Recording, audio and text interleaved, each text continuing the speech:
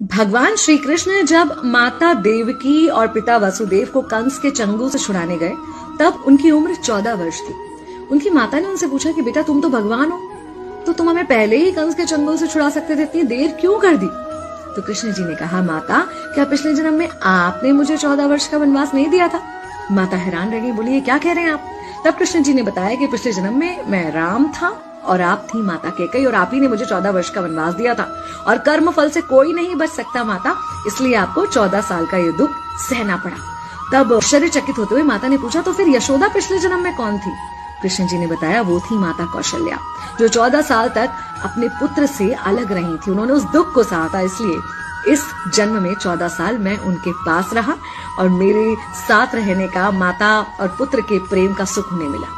कहने का मतलब यह है कि कर्म फल से ना उस युग में कोई बचा था, ना आज कोई बचेगा।